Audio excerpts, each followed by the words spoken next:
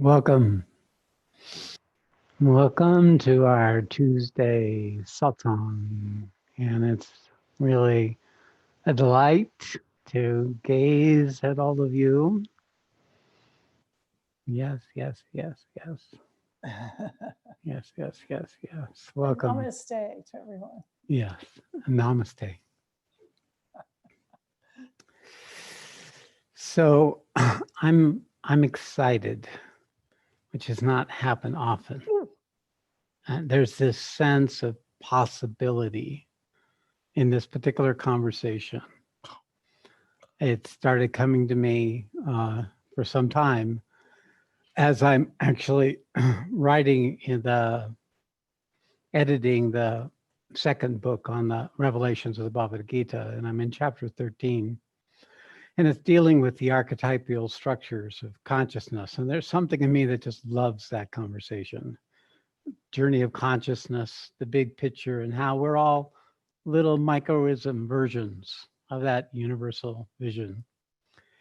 And today we're going to explore what I'm calling the shared mind or the collective mind, because it's really what's happening right now in the world. The world is coming together as a collective mind, a shared mind, like no other time in history. Our little parochial realities, our little narrow scope of the village, our state, our country, our political beliefs are beginning to be exploded and expanded out of that smallness into a larger recognition that we're all in this together. The piece of that shared mind that we have, that's ours, it's very personal, right? But our collective mind is also very personal. When we expand out of the framework of our little self and the boundaries of our mental structures, and we begin to recognize that others are in the same predicament or worse, and those are better than us, we get a frame, a context by which we can hold our own little adaptations to this quarantine and this deprivation and this ordeal. Literally an ordeal. Collectively, we're actually in the beginning of the ordeal.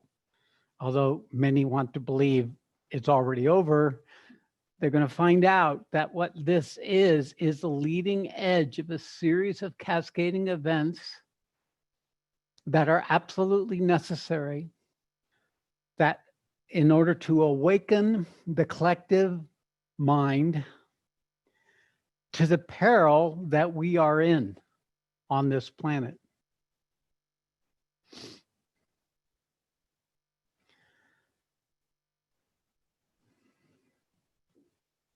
So I want to kind of give that larger context for this, because it is what's happening now.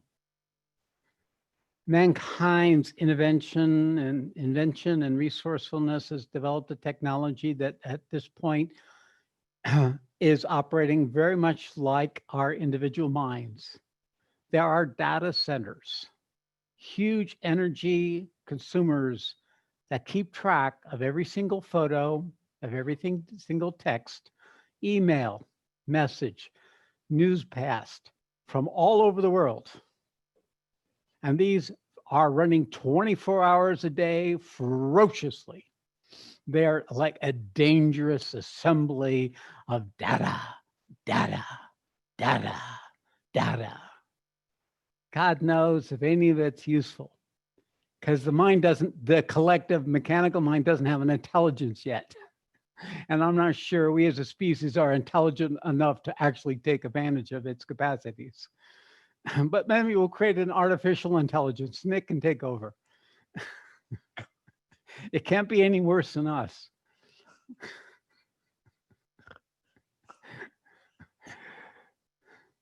So this is actually now with the internet, with our little computers. Like I noticed that when I turn my computer off, it's still working all night long. Who in the hell is using my computer? I can disconnect it from the internet. It's still working. What's going on? We're wired into this huge man-made mechanical structure of rotely interconnecting every aspect of each of our lives into this great assembly of ever accumulating data. See, this points to the fact that actually mankind is replicating a principle that's already here in the very fabric and organization of existence. The mind. This principle, mind, of course, is what gives us my and mine. It's our mind to mine. So we have our little piece, right? Our photos, our emails, our little tweets and whatever, Instagram postings. They're all going into this one huge collective mind, along with everyone else's. And I've been in India consecutively since 1998 for the most part. And I see that every little Indian out there with their cattle can pull out their smartphone. Out there on the field, can take a call, get money from the government. I know that the world is connected in ways we could have never imagined through this electromagnetic physical structure.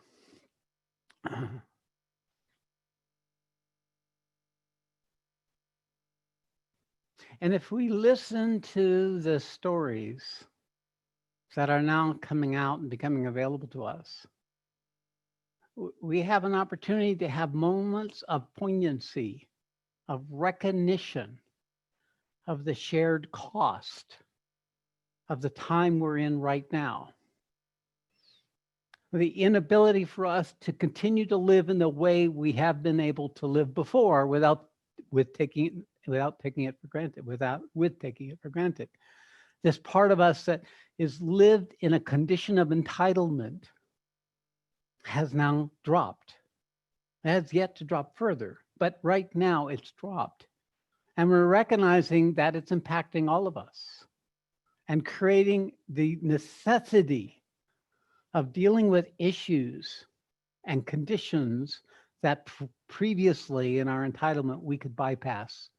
We could not, we were just too busy, too distracted, too caught up in the littleness of the everyday life that we weren't able to see this underlying structure of fractures and inconsistencies, incapacities. The Black Lives Matter, the riots, the lack of leadership, they are all demonstrating, revealing hidden aspects of the assumptions of our collective life, especially those who live in the developed world, that need to be revealed, need to be seen, need to be experienced, need to be, the consequence of which we need to feel, not only for us, but for our shared humanity. And it's awakening humanity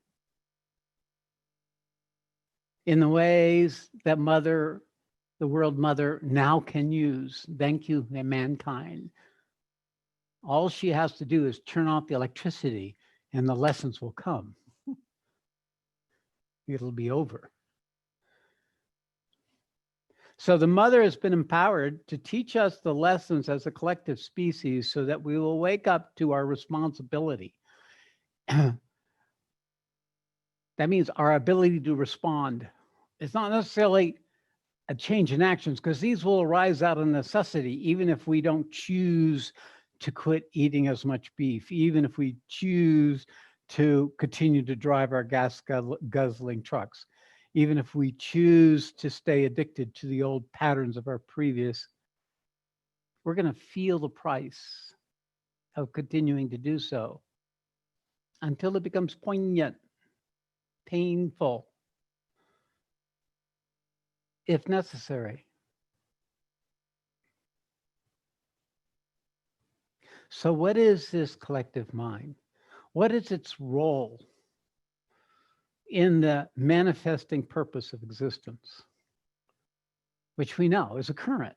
It's a current of becoming, to exist, to come into existence, to survive, to succeed, to grow, to expand, to learn, to evolve into a better and better version of what's possible as an inhabited being on the planet, to come into existence as us, and as us begin a process of waking up to the truth of that purpose that's living us.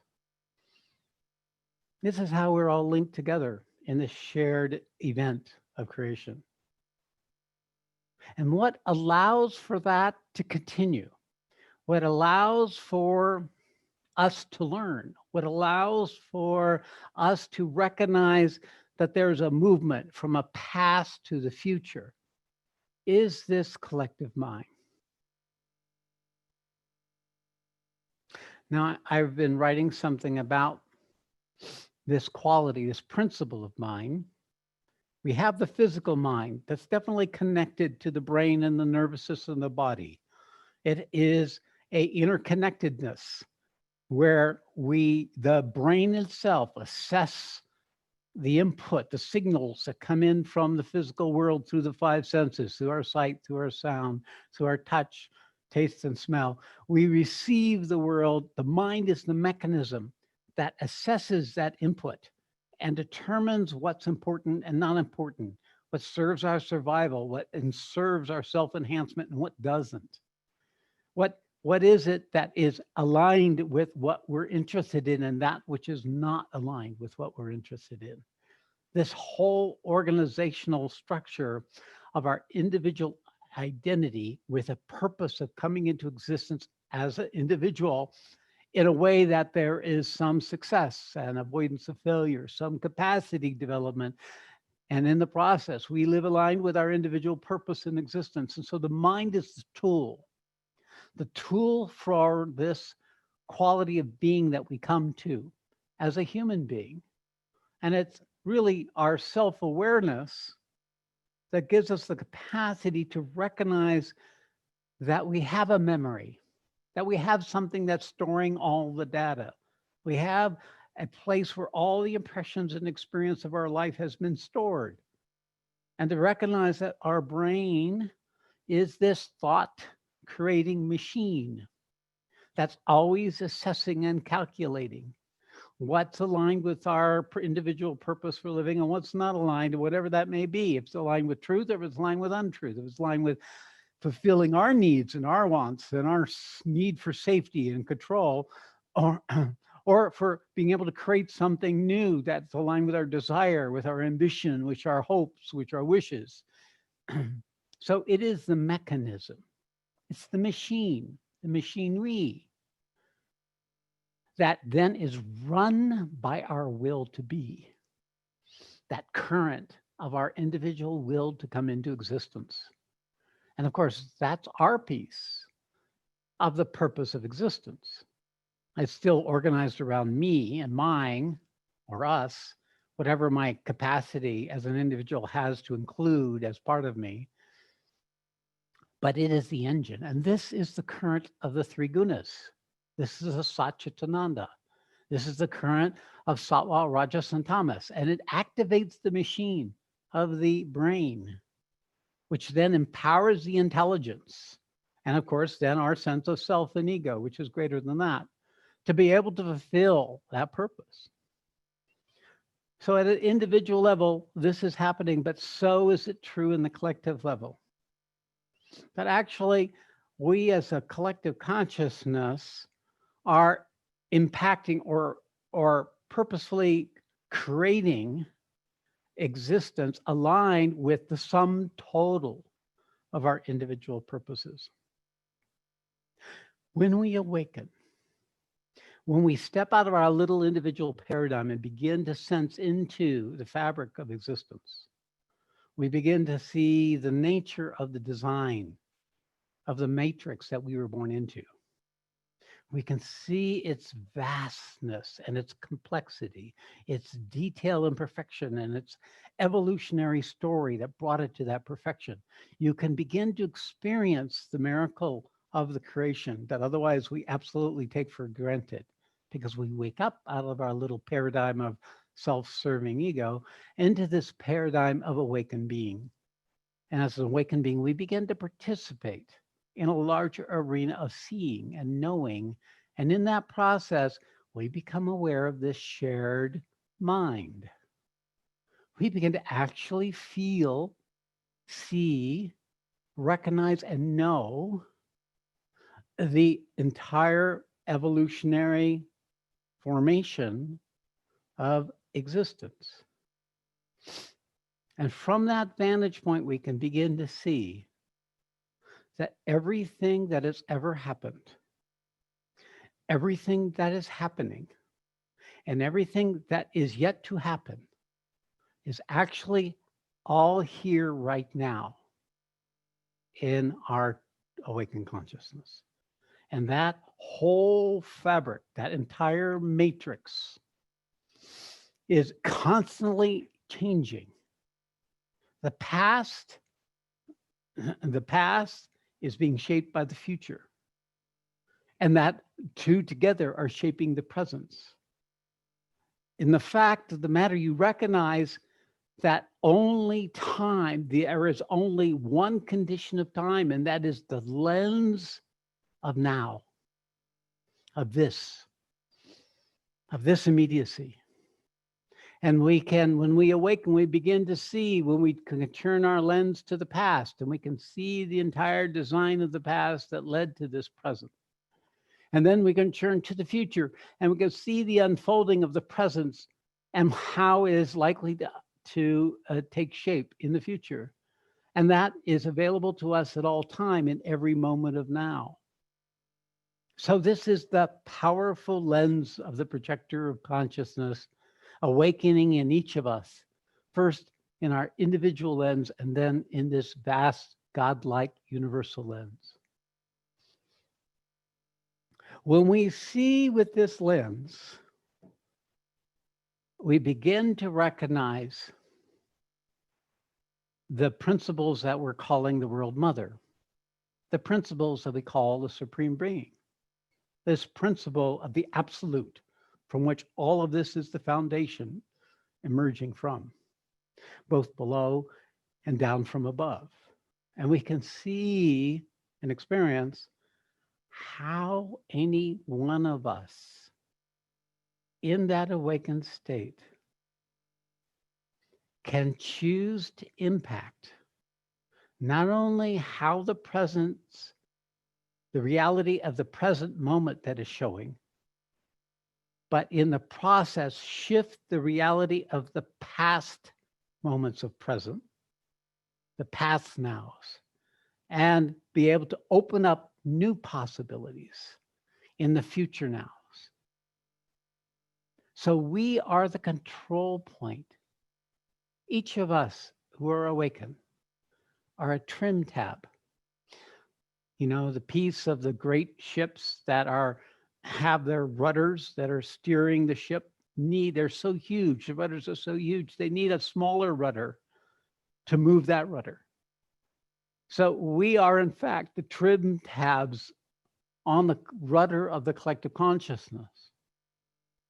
And when we can see from the context of the larger perspective of the shared unfolding of this present, we can come into a quality of authority that actually derives from the supreme being that each of us are. The very original creator that holds for the absolute the possibility of its coming into existence. And that power allows us to come out of the old conditioned paradigm and create a new paradigm by which this moment is arising. And in that, we can begin to shift how we react and how we see and perceive, how we experience the opportunity of that moment. And we, in that place of consciousness, can create a new possibility for mankind. We can open up a new reality, a new paradigm by which we can hold every subsequent moment. And in the process, dismantle the structure and error of the other less open, less capable moments of not only our personal life, but our human life.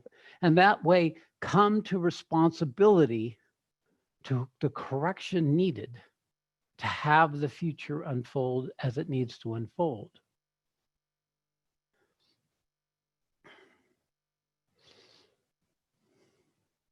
Like a captain of a ship. They need to know how the machinery is working. They need to know the capacities of the engine. They need to know how fast the ship can churn. They also need to know who is on the deck with them, who's capable of managing this piece and that piece and that piece and all the other pieces that are going together. And the captain of the ship is in responsibility because they're ready to respond. And what are they responding to? What's coming from the bow of the ship, where the ship is pointed. So that when the signals come, the captain is the one that gives the commands that says, turn left, stay course, slow the engines, increase the engines. The whole direction of the ship is dependent on that responsiveness, that responsibility of the captain. And that is what gives the captain his or her authority. That ability to hold the whole collective paradigm, to know where it is headed, to know in space and time where is the ship and where it is in that schedule of where it's going and where it's been. It is that part that we play. But what holds all of that, of course, is the matrix of the fabric of existence in which the collective mind sustains. So just like the computers are now, the data centers are storing every little piece of our life, well, this collective mind, in the very fabric, in the very substance of the spaciousness of all domains of consciousness, by the way, every piece of the fabric is a storage point for all events that have ever happened, that are happening, and can happen. It is the very substance of the fabric of existence itself is the collective mind, and it is incredibly interconnected in the very way our own body is interconnected, and that our own mind's impressions are stored throughout our entire nervous system and the physical cells of our body. The only reason we live is because we're animated by a consciousness that keeps all the parts aligned with each piece with the purpose of the whole. This is why we live. This is why we live so long, because the force of consciousness is so powerful. Now think of us, of the 7.6 billion people as cells of one body, as expressions of the one world mother. Think if we started aligning purposely, consciously, with the current direction, moment that we're in, what could happen? What could we create? First, we have to wake up. The captain had to wake up. He had to be educated. He had to be trained. He had to learn all the different systems. But all of that was for the purpose that in that moment of whatever is coming to the boat, whatever is arising, he is capable of moving in any of all the different directions available to him.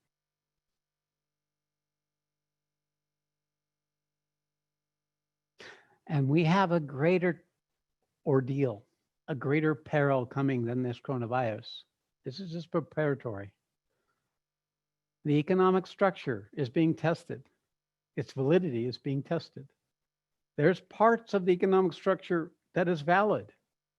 It has allowed for a lifting of the collective quality of life to a point where people have a greater possibility of waking up, a greater capacity to respond collectively together, to react, even if it's negative, even if it's riots in the streets, to rebel, to speak their pain, their anguish, so the whole world can see it. See, then we're becoming educated, we're becoming trained, we're becoming capable of holding the reality of our interconnectedness, that every one of us makes a difference. Every one of us, our actions, our choices, our habits of being that we're taking for granted or not addressing or meeting impacts the collective possibility of mankind. How much? It's proportional to the degree of your awakening. The more awake you are, the more you can see the things in you that prevent you from staying awake, that prevent other people from being in the truth and the interconnectedness that's the reality of our existence. The more capable we are of dismantling the hold of these over our consciousness, the more stable we become in that awakened consciousness, the more authority and responsibility comes to us.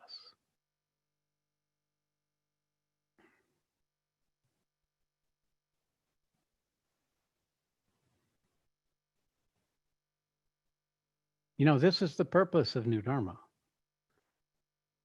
Back in 2009, when I finally chose to take my teacher's instructions and create a nonprofit, I went in and I looked. And the first thing I saw was what the Bhagavad Gita said.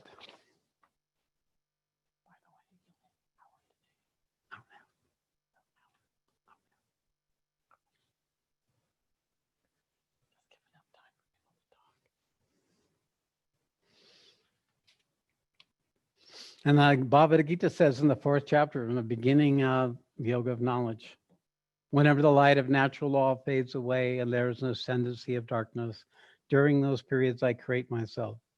For the protection of the virtuous, to destroy evil, and to reestablish Dharma, I come again and again. And that was just clearly, that wasn't just my purpose. It wasn't just my mission. It's our mission, each of us. We get born into the darkness of our individual separate existence in order to intervene, to be able to lift it up out of that darkness, to awaken. So too, any of us who awaken sufficiently, this is still our mission. And what does that look like? What is the shape of that possibility? And that's what I sat down and I wrote to myself.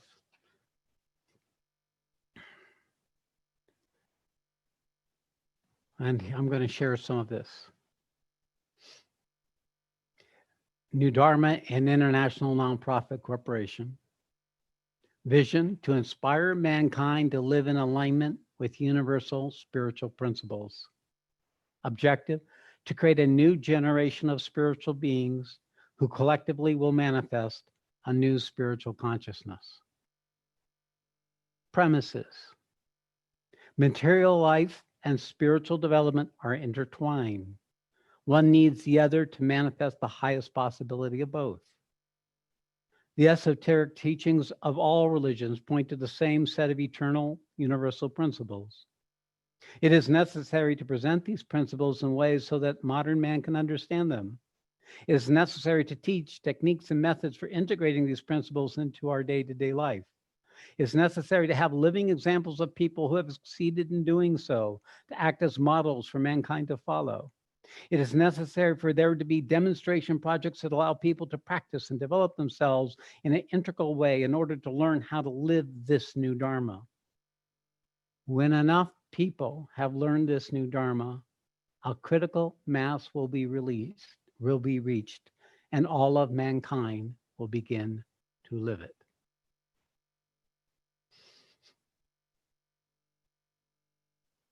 Then it goes on to the practices and the activities that New Dharma has been involved with since 2009. Now, this is not my mission. This is the mission. This is the mission of mankind. And it's even more poignant because of this time of peril, this time of transition, where it's a make it or not make it moment. So what we are doing, you are doing by even participating in this, even if this is your first time, you're opening yourself up to a way of holding or seeing or experiencing your life in a larger paradigm than when you would otherwise be able to recognize. But more than that, to be able to translate that into effective action and to apply it consistently over time. Because that's how we affect the collective mind. How did the mind get developed? By expressions and experiences that happened again and again and again. And those that repeated the most are the ones that the mind put up its list of priorities. So if we're down here performing in our own little part of the world from our little piece of our ego and our own self-centered needs, we don't get moved up that list of priorities for the collective mind, unless, of course, circumstances are such that even through our little ego, we get positioned in a particular place to be a trigger for the collective consciousness, like Donald Trump or Mahatma Gandhi or Martin Luther King. These are people who were elevated into that deservingly or not deservingly, and they played their part, wittingly or unwittingly. This is how the universe works. But in the normal course, as an individual, if we collect with other individuals and we collectively start taking actions, like start a new religion or start a new business or start a new social movement, you begin with a few people taking repetitive actions, leaving impressions and going out into the collective consciousness that begins to filter into the collective consciousness, and automatically, proportional to how those actions are aligned with the needs of the time. And the needs of the time we can't know through our individuality, because the needs of the time might be greater darkness or greater pain and suffering in order for the collective consciousness to move. Or it may need a greater awakening, a greater understanding, a clarity, and a capacity to act in order for the collective consciousness to be able to recognize that this is happening. So the mind itself is just a machine. It's not a right or wrong. It is simply a mechanism, just like data centers and the internet and the satellites and the cabling and companies in the economy is a mechanism. And its purpose, if you look at it, it's really to serve people, because that's how they make money. So what if it's how they make money? It's serving people. So they get rewarded depending upon how effectively they're serving the collective consciousness to wake up. So the largest companies are those that have supported this interconnected world. Why? Because it's aligned with how creation actually is. It's creating a collective brain that is working aligned with the universal cosmic mind intelligence. And it's rewarded, therefore, because that's what purpose of existence is. It's not to remain in ignorance and stupidity and violence and suffering. It's to come out of that and become a more integrated expression of the possibility of spirit and matter.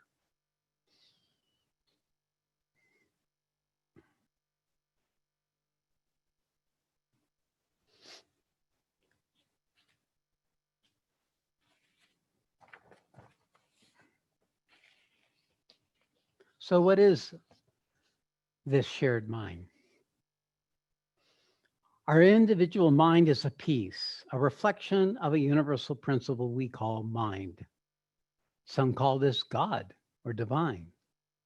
It's the universal order, the Dharma of the creation.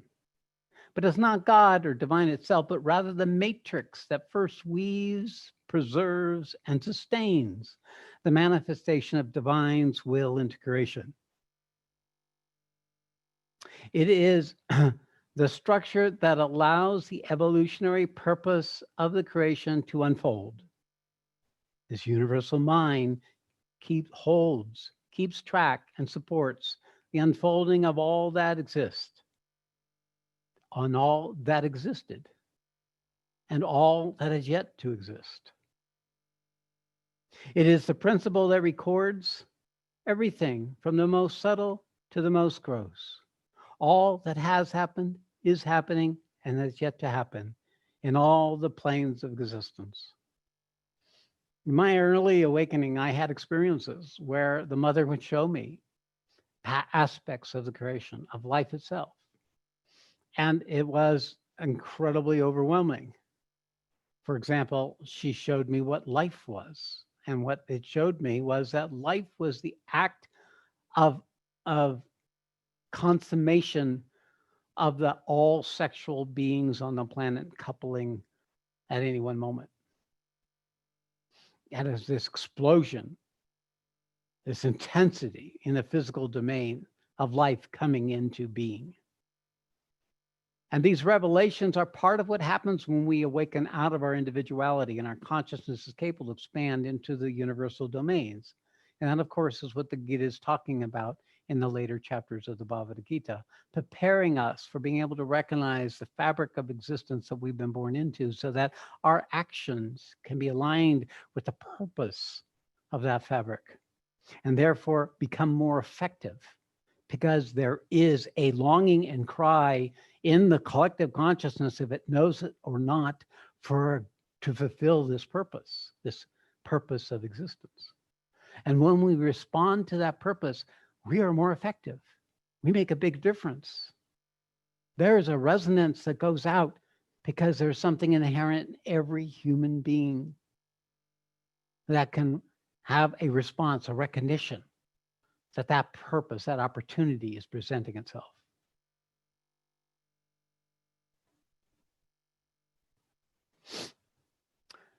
The universal mind, this principle is what allowed the creation to evolve, is what allowed the development of our sophisticated nervous system over eons of time, that created our brains and our nervous system and our sense of self.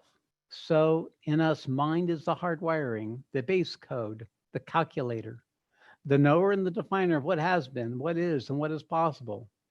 This link between our individual mind and the universal mind is what we discover when we can wake up out of the convincing influence of our conditioned mind.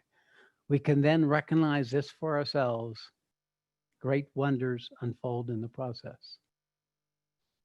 So all of this, of course, at an individual level is a wonder that is even a possibility, because it's so far beyond the habit of our little diminished self with its little power, and its little authority, and its fearful, contracted adaptations to everyday life, constantly calculating what's in it for me, what's the cost-benefit ratio, is it worth it, should I do this, should I not, and get stuck in that confusion and guilt and doubt and shame and blame and all the other content of an unlived life, a life not lived with its purpose. An adharmic life, which is the source of our suffering, all our suffering. Suffering at an individual level, suffering in our family lineage, suffering in our cultural lineage, suffering in our collective lineage as a nation, as a world.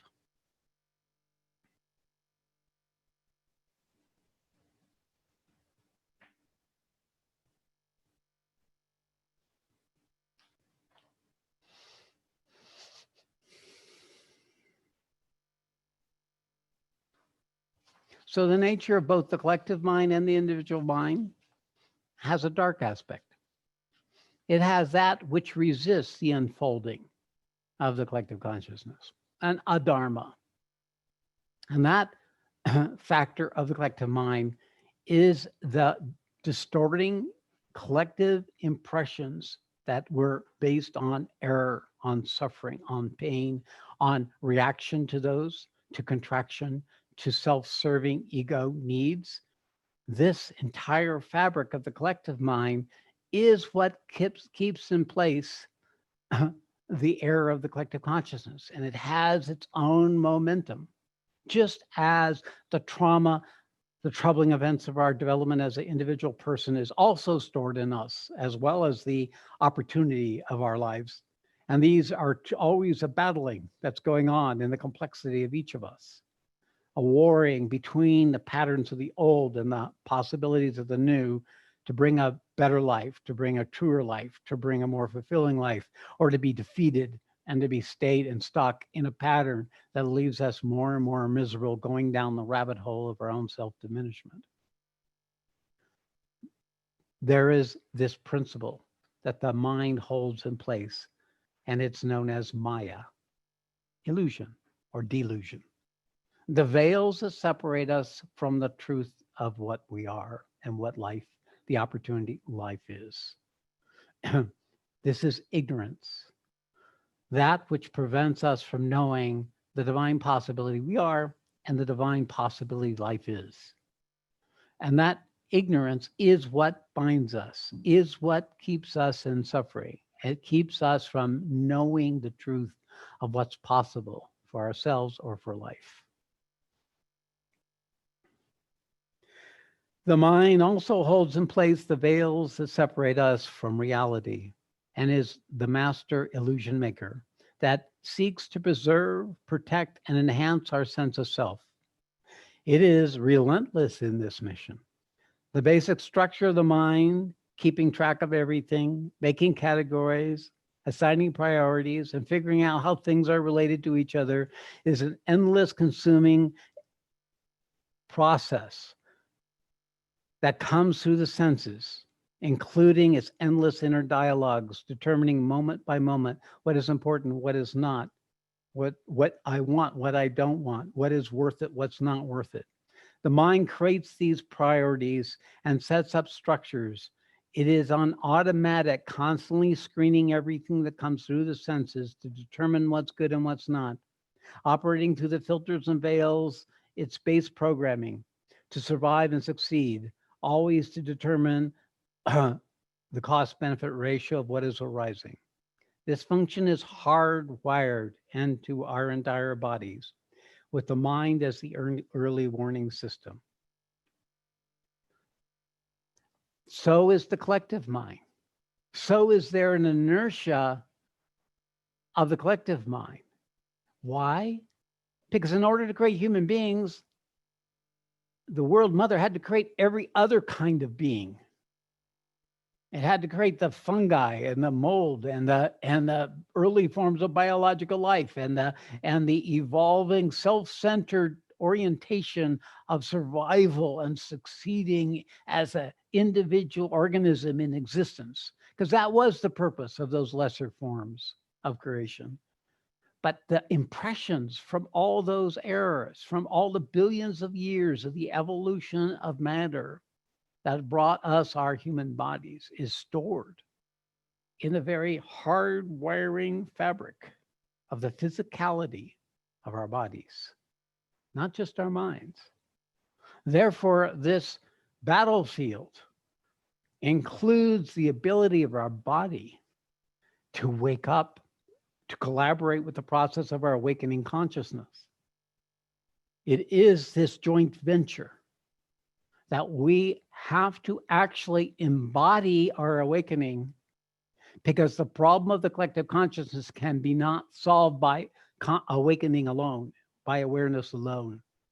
We actually have to descend into the air of the evolutionary process that's in our own systems before we can lift the vibrational frequency of the collective consciousness that's still being shaped by our physical embodiment and by our physical conditions, so that we can match, lift, become it, own it, recognize it, and then lift it up into another possibility, another vibrational level, another frequency of being. This is going to be a multi-generational task. It's not something we're likely to do even for ourselves in one lifetime. But it's my recognition that the bodies that are being born on the planet now are being born with a greater, higher frequency capacity than the previous bodies. I can see it with the young people I'm working with. I can see the readiness and the capacity to receive and hold the vibrational frequency of consciousness, of this transmission, of this purpose. And yet, like all of us, they have to still go through their developmental process in order to be able to hold that greater consciousness. But that capacity to shift the collective consciousness through matter, through the physical bodies themselves, is happening. It is happening, and it is evolving, and it wants to continue. And that is what's lifting out the paradigm of the collective consciousness that keeps us stuck in clearly destructive behaviors that are feeding the peril for the planet itself to continue to support life, to continue thereby to support the purpose of existence in this time, in this place where we are living now.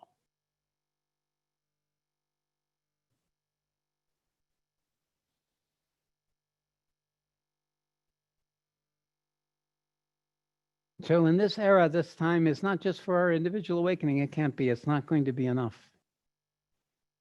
The reason you're awakening is much greater than what your ego wants.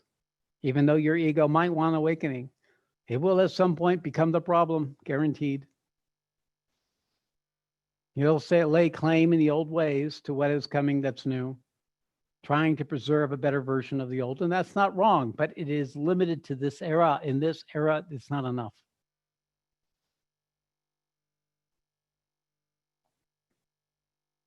The pain that's occurring in the whole world can be felt. I know, I keep in touch with the news. This morning I was reading two people's story about being in the coronavirus. And it just moved my whole body. It affected my whole body.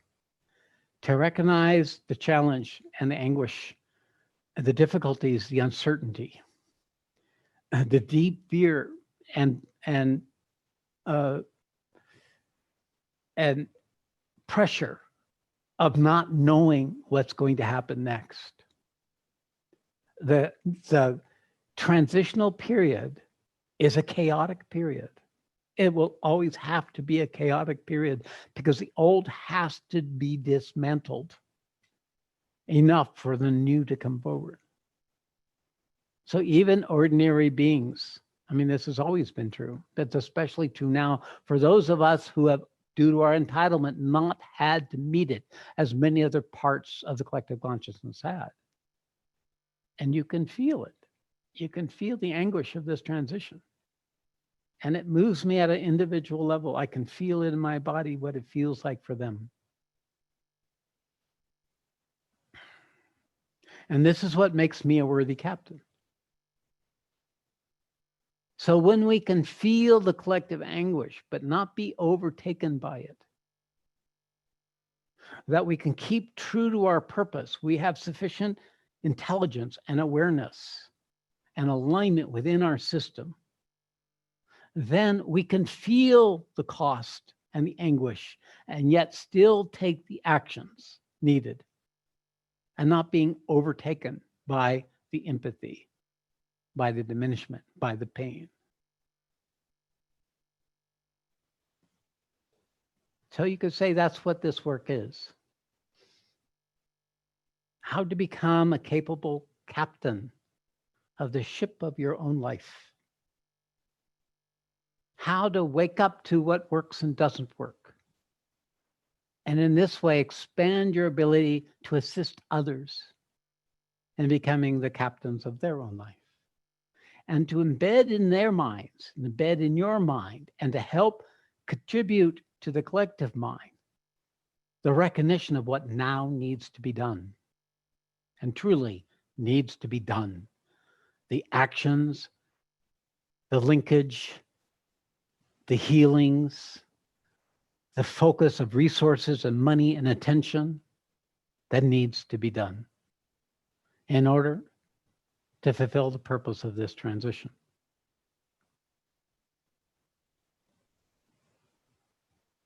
So I am saying this because the time has come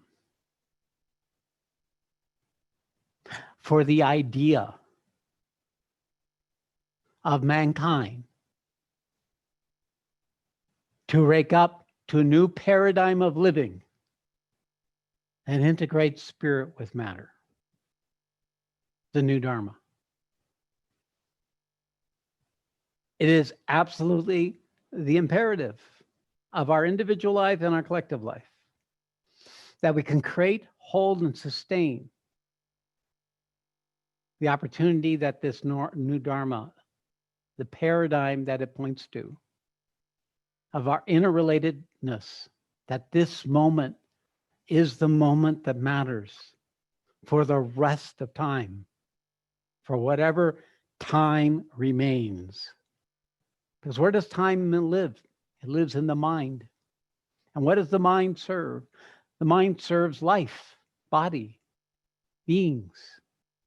If there are no life, body, and beings, that collective mind has no means of manifestation. That universal mind has no means of manifestation. So this is not just us in this body, on this planet, in this dimension. It's affecting and rippling to all the structures that exist in the cosmic universal domains that have allowed for us to exist and have this moment. So be clear about that. That's why we gather. That is probably why you're here. You're here to hear this. You're here to take it in. Even if your mind is not yet able, your being can receive the truth of this. Your job is to make your mind capable of understanding and recognizing it so it can become the captain shaping the direction and the capacity to reach the goal of your purpose this life.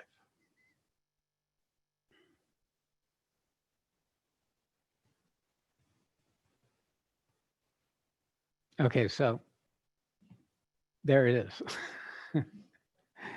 Yeah, it's the big guns, but you know, it's the moment. It's what the moment is calling for. It's the reminder, it's the kick in the butt, it's the wake-up call. It's the conch being blown. We're in a battlefield. It's life and death. There is evil, there is good. And who's going to win? There is the inertia and the resistance of the old, and there's still the emerging possibility of the new. The only advantage of the new is it has Krishna on its side. It has that principle we call the Supreme Being. That is making sure this happens. Even it means he has to step in and cut off heads. He's going to make sure this happens. But it can only happen with our conscious collaboration.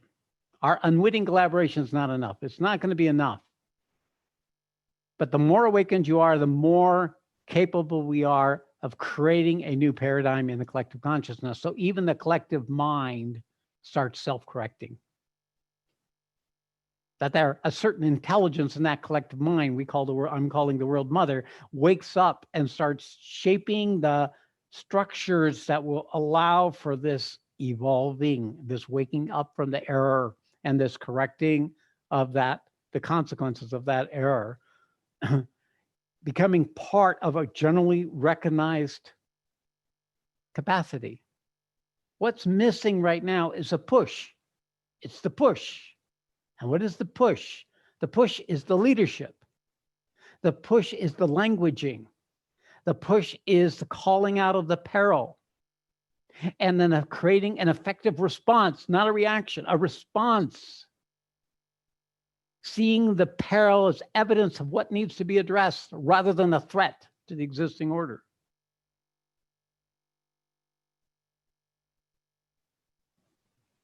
So I'm speaking through you to the whole collective consciousness.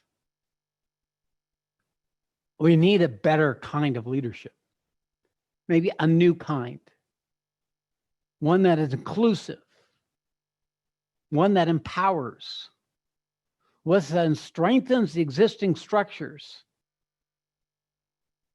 to serve and support the unfolding of the necessary change.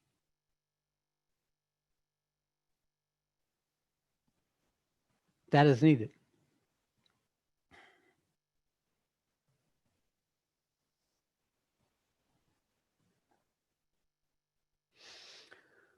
Okay, so we've got about a half an hour.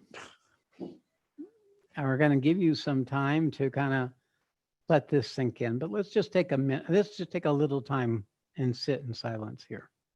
I just want you to kind of let this sink into your body. Let the vibration enter in. So let's just take 5 minutes. Oh, that's too much. All right, maybe Just a couple minutes. 2 minutes. People going Yeah, there's too much energy here. I want you still now. Do we have able to interact. I know. How many do you have? We only have 2 to start. Okay. So just let this sink in. Be aware of your breath. Step out of your mind into your body. Feel the inside of your body. Feel the breath expanding your lungs, inhaling and exhaling. Feel the energy, the sensation, the reaction that may be in your body, in your awareness, in your heart, in your belly, in your whole body, from the inside.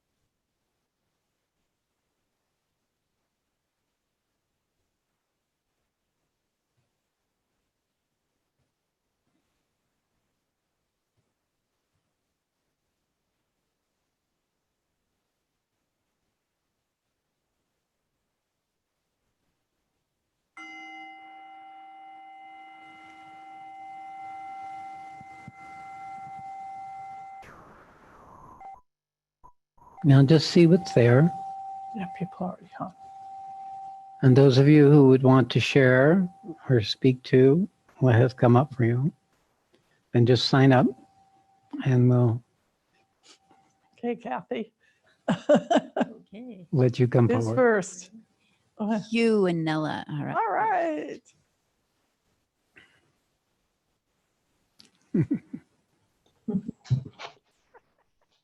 I see you. Hey, guys. Good to see you. So go ahead, make some noise. I want to make sure I can hear you. Hello. Hi, Yeah. Satsang. Hi, Satsang. All right. Hey. Nella made the noise first. I thought sure you had it to me. Like, She's the mother. She's not wasting time. No, I'm not.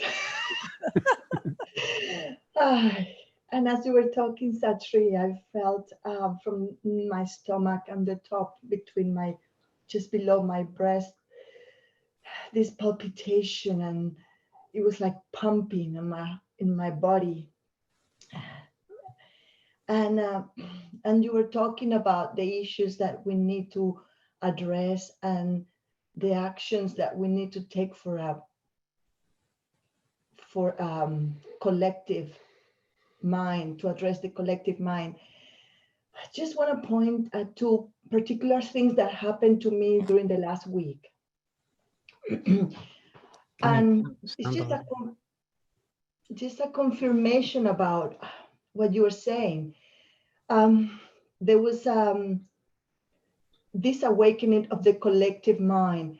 Like in Australia, it was last Saturday, Queensland have lifted the restrictions and they open up the whole state to do this protest for the Black Lives Matters and the Aboriginal minds that matter.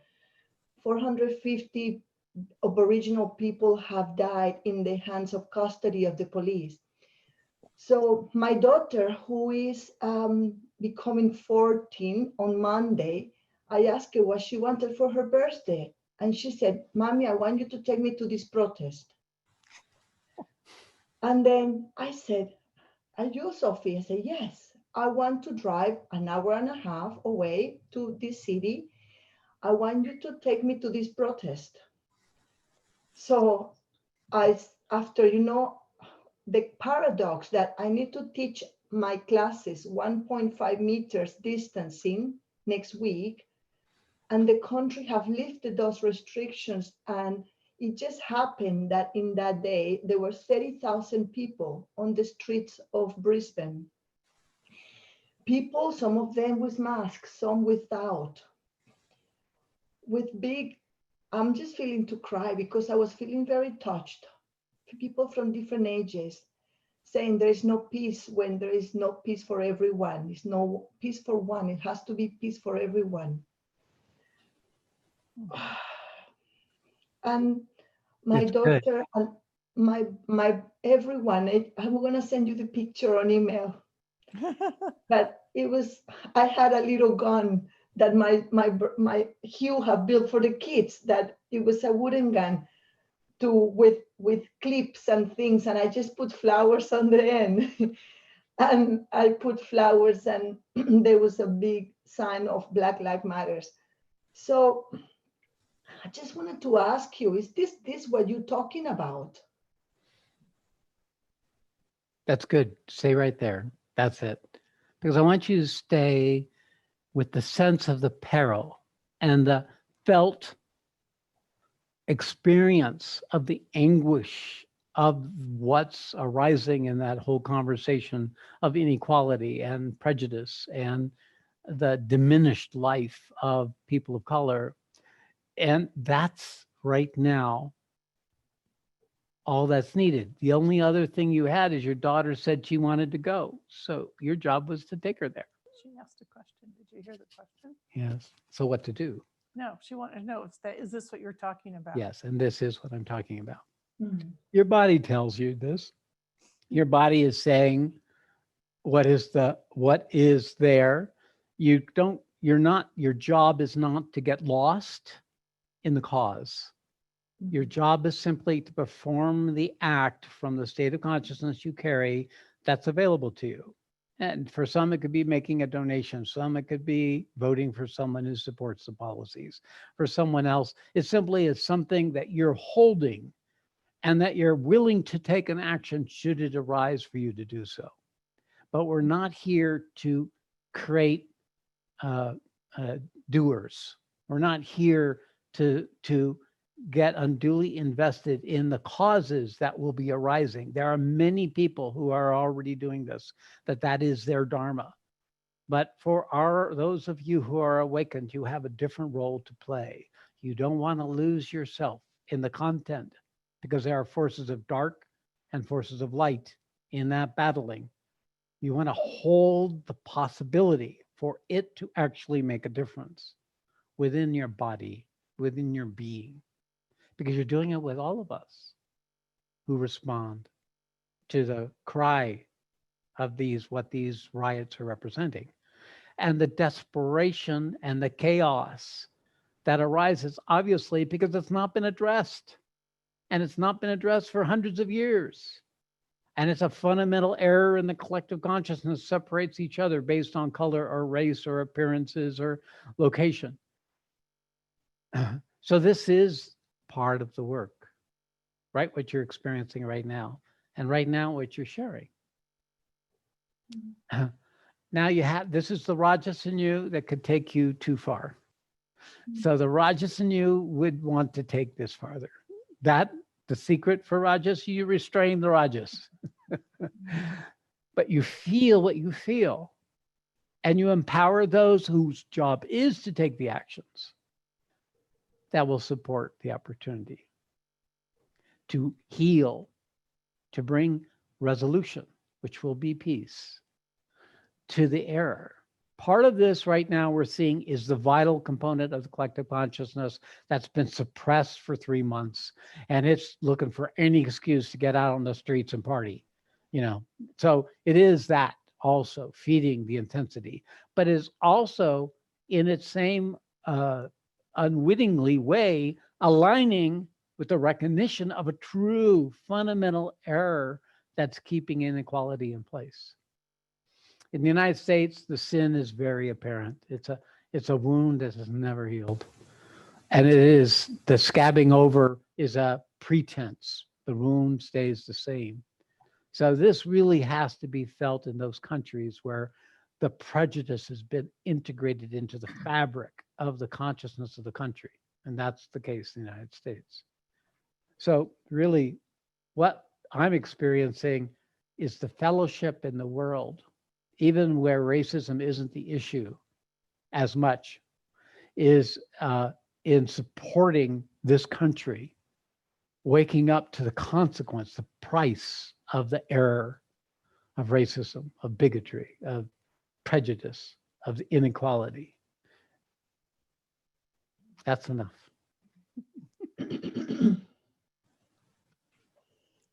Thank you, my dear.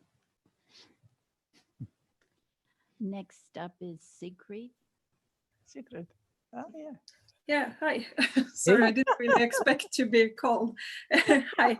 Yes, you put yourself on the list, you're going to get called probably. Yeah, but still. Well, while you were talking earlier, I felt this, like this Kundalini rising in me, and I've had sort of a blockage between my heart and my throat, or somewhere there.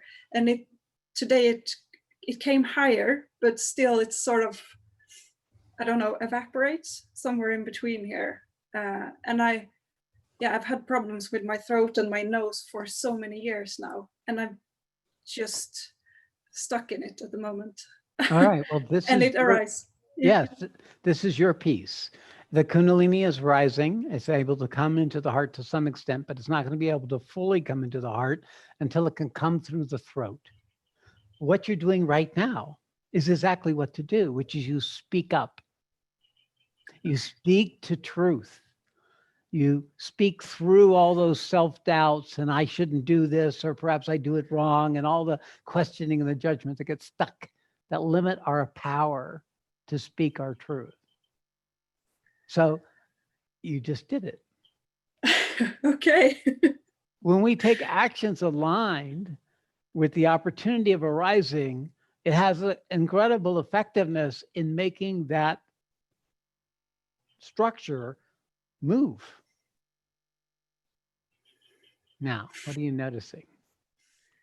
Well, a lot of energy. Yeah. Yeah. It's entering my arms also Okay. in a new way. All right. Yeah. So So be it's aware, really, be aware of your heart. Put your hand on your heart. Notice. See if your breathing is changing. I can feel your throat chakra opening up as we're talking. Yeah, it's like you're coming into existence now more fully. Something in you is I feel bigger. bigger. Yeah. And I felt it the last few days during meditation also, that I've sort of become more of a void. Yeah. Yes, you're the Yeah. space. You become the space. But what you're feeling now is in your body.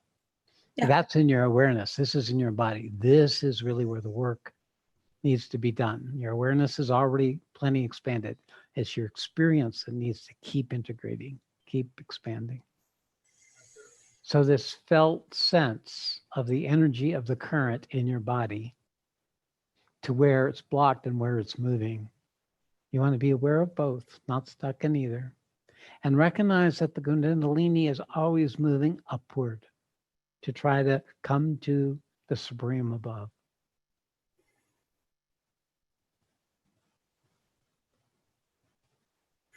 Okay, I think that's good. Thank you. Thank you. Namaste. Next up is Jolene. Hi. Hi. Namaste. Welcome. Namaste. Have I met you before? No, not formally. I've been learning about you and attending, I attended the shame workshop, as well as been doing the work with Krista Ray and the mother. Okay. Yes. All right. So, yeah. So, thank you for this. Thank you. This has been really heavy in my heart. I've been following another spiritual teacher for many, many years. It's been a couple of decades at this point. And he's an African-American man. And this has been coming up in his talks over the last few weeks really heavily. And I don't want to go into judgment at all about him. I want to be sensitive to his platform and what's going on. And I am.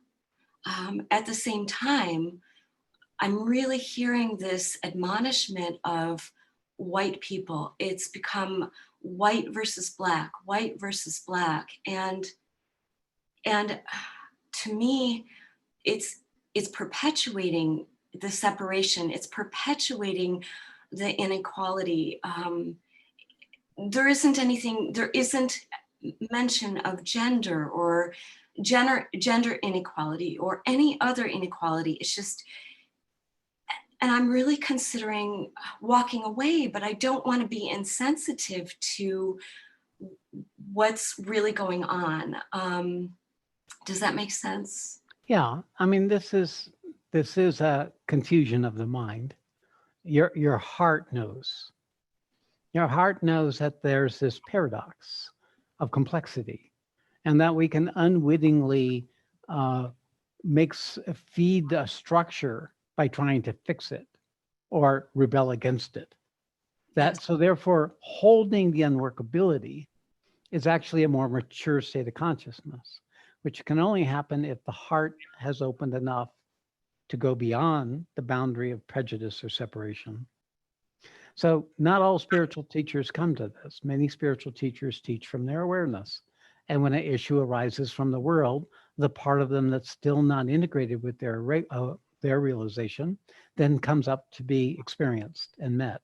Hopefully from a new paradigm than the old one of outrage, anger, and the rest that would come out of reaction.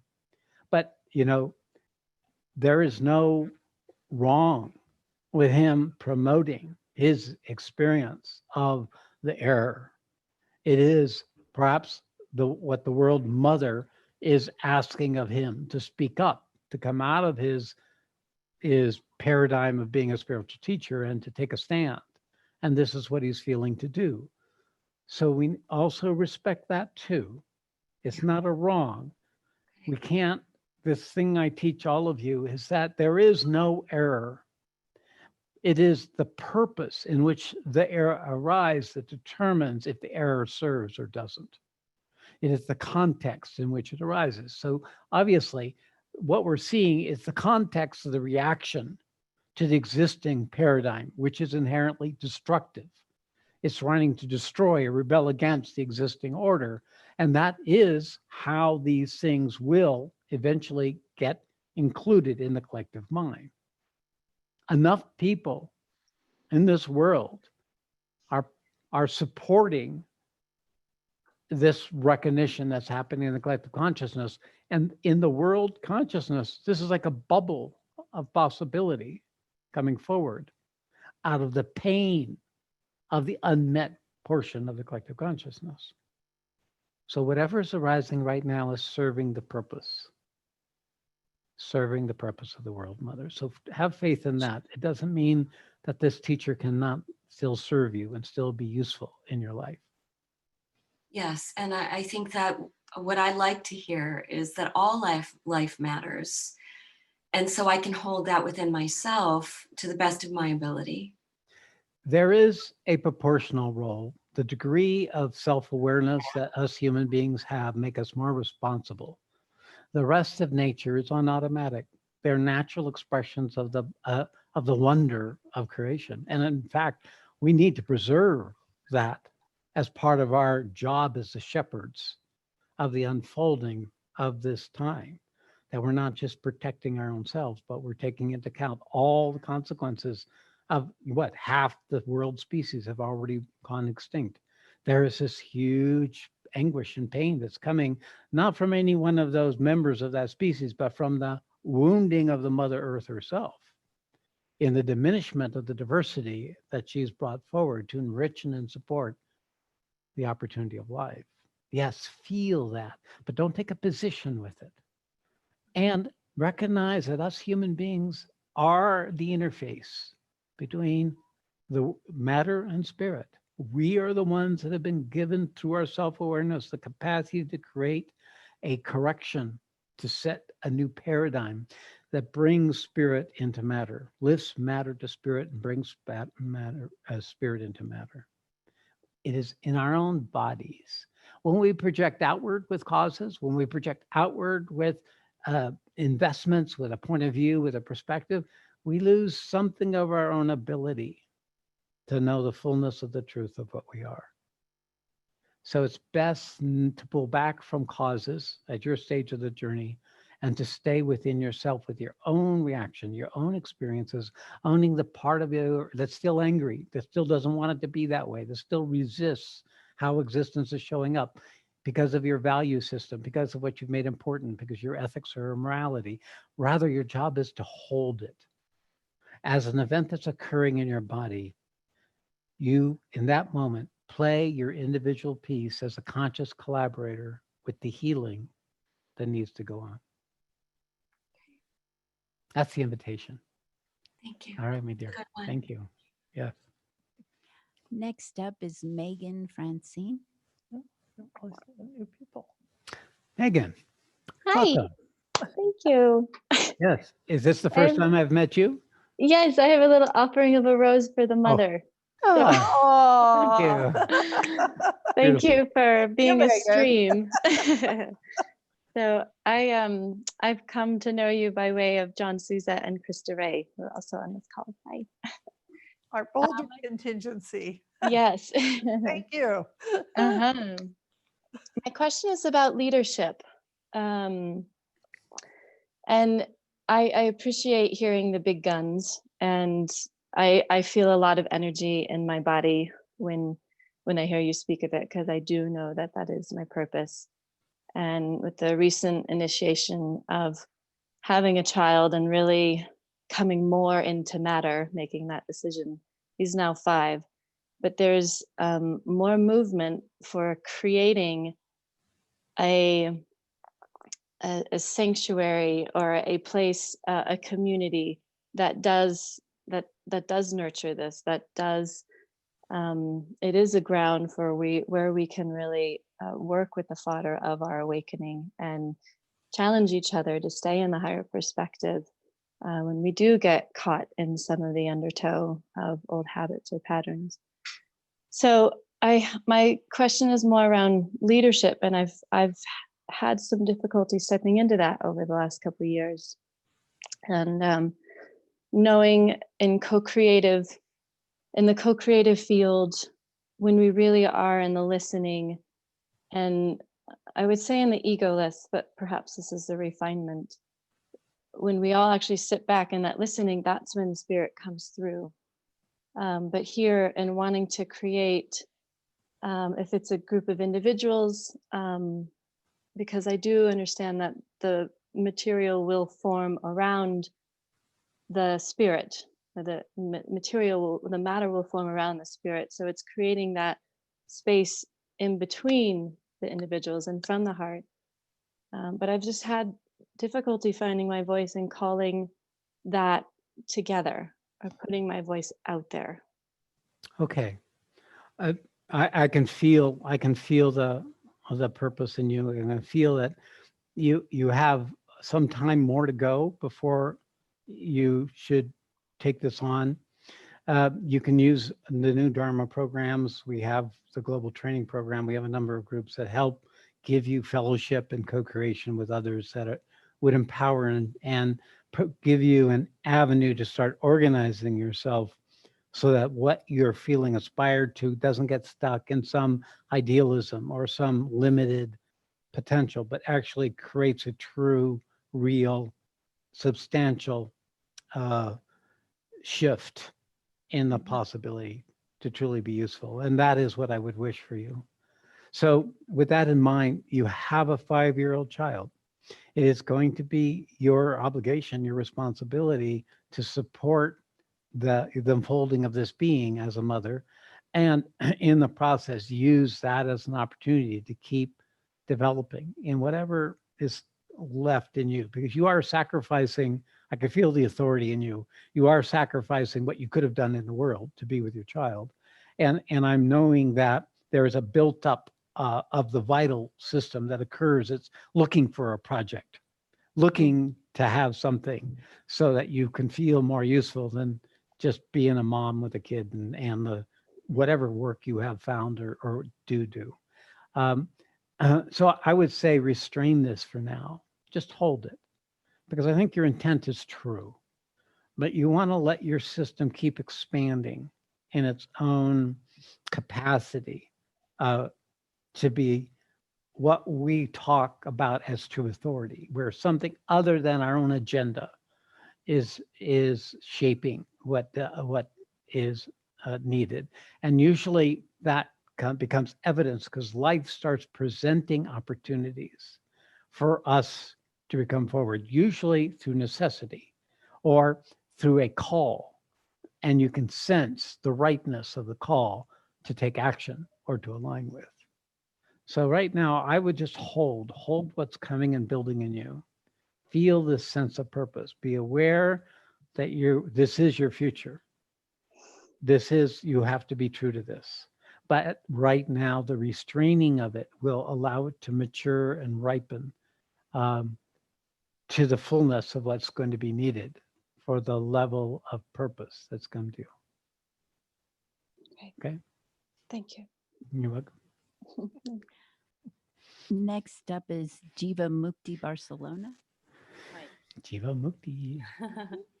Can you hear me? Yes. Yes. Namaste. It's hard to see though. We don't have quite enough light, but yes, I do. Let me turn on the light. 1 second. there we go. Better? Yeah. Now we can see you. Thank you so much. It is the first time that I think you're seeing me, and it's through Ashish and Tanya, who I saw here as well, that I got to know you. All right, that's a good lineage. Thank you so much. Yes. Thank you to Ashish and Tanya as well. Well, the reason I raised the hand was when the other lady with the headphones was speaking, and you mentioned that, watch that there is something in you that needs to speak. And I've noticed that I was doubting to raise my hand or not to raise my hand. And then I noticed that doubt within me that you were talking about. So I raised the hand. All right, good for you. That's exactly what to do. In the immediacy of the opportunity of the moment, you step forward. Yes. So it's perfect. Thank you. And I would say when I was listening to the talk, what came up to me and kept coming back is that, I guess, the paradox of everything being perfect as it is, maybe on a different dimension, and suffering also serving its purpose. And I particularly don't feel the necessity to act and to interfere with the process for some reason. And I'm not sure if that's coming from, is that just me being insensitive or not caring, or this false idea that I have established it's all perfect as it is evolving, and through we are just being moved into whatever we are moving into. All right, so it's good. It's a great question because it's clear your awareness is developed and has the right understanding and recognition, but your body has not yet caught up with your awareness. So I'd invite you to not dismiss the truth that all is equal, all is perfect, and if not in this dimension, in other dimensions, but just imagine that that's not true. Okay. Because we can retreat into our idealism or our pieces of wisdom and bypass meeting in our body, in our emotional nature, the costs of the predicament of what's arising. So that would allow your body to say, well, what if it is chaos? And what if I do have a role? What would that feel like? See if something starts churning in your system about the chaos, about the confusion, about the lack of control, the unpredictability of a future.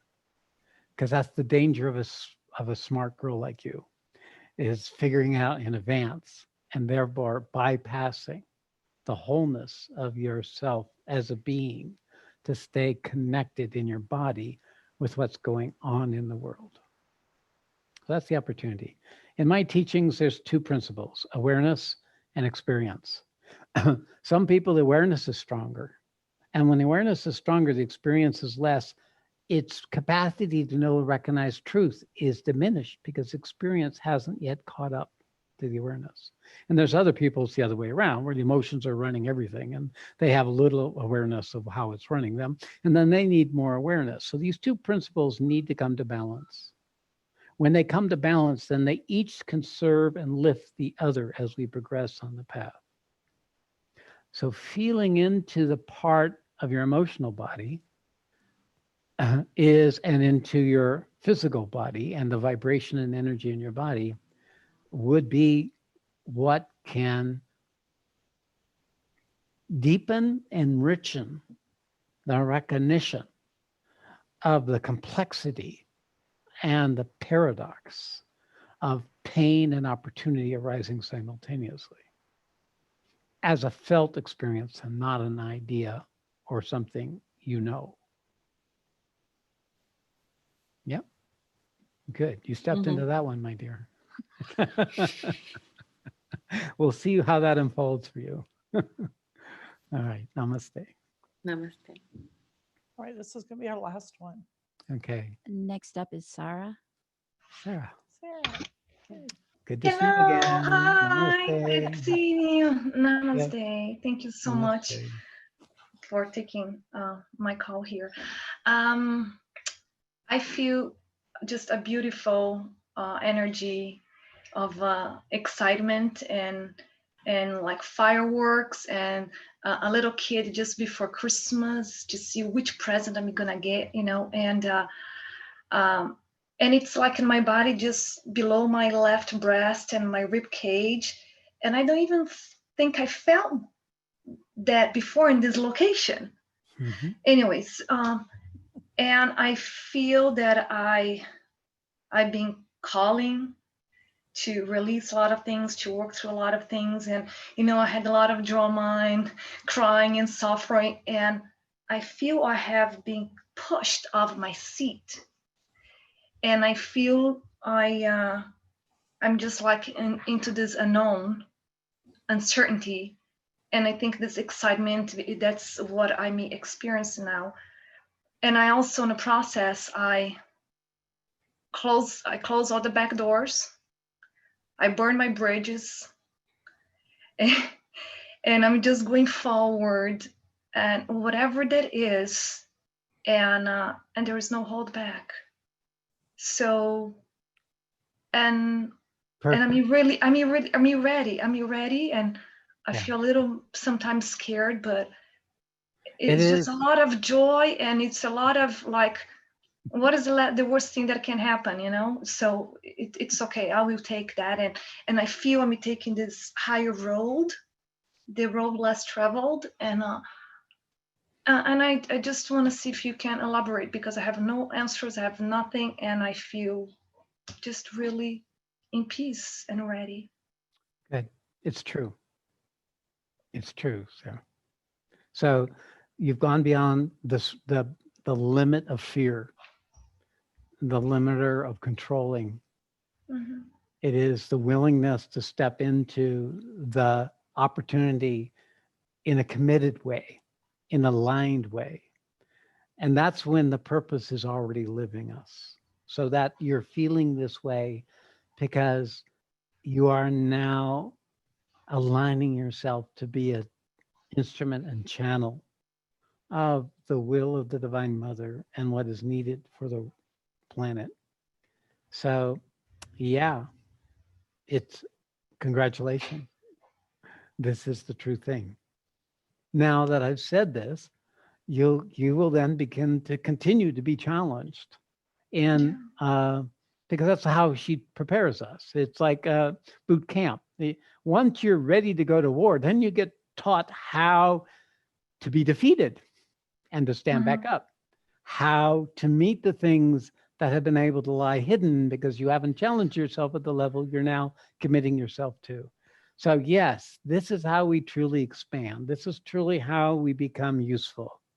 And what supports you is knowing that this is your purpose, to understand through your intelligence that this is correct, and to have the support of fellow people traveling this journey who can validate and confirm the truth of your own experience.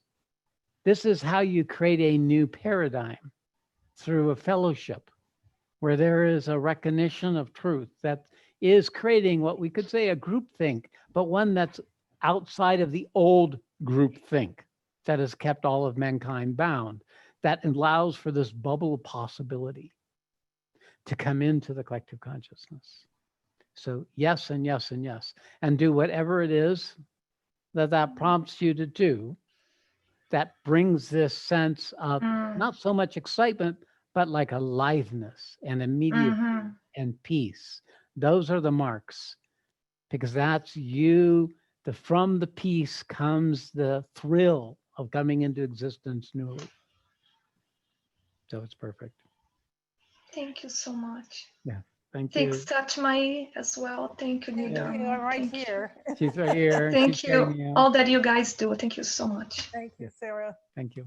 Okay. We're done. Okay, so there you have it. That's today's talk. That was a great. It was really, really nice meeting those new of you people. who came up for the first time. Yeah. Those of you who are new, this is the way to make Satsang happy. Show up. Yes. Okay, so what we're going to do is now just sit for 5 minutes and just let this sink in. Just be with it. You know, the intent of all these programs is they're consecutively building on each other. Everything we're doing now virtually is to continue to empower the new paradigm that you're being exposed to strengthen your own ability to meet the challenges as you yourself progress in alignment with the opportunity we're bringing, and to keep opening up to opportunities to participate with each other, to be engaged, to stay in remembrance.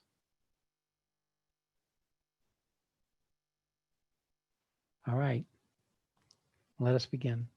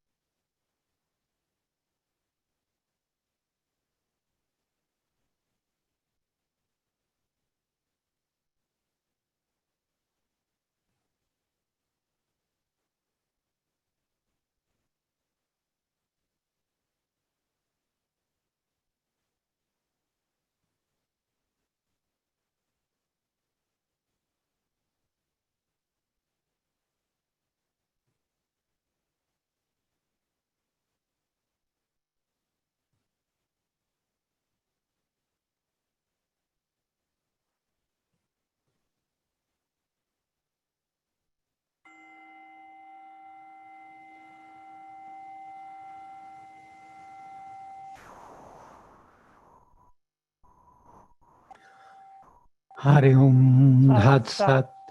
Hari Om Tatsat. Hari Om Tatsat Shree. All glory to Supreme. May truth manifest. Namaste.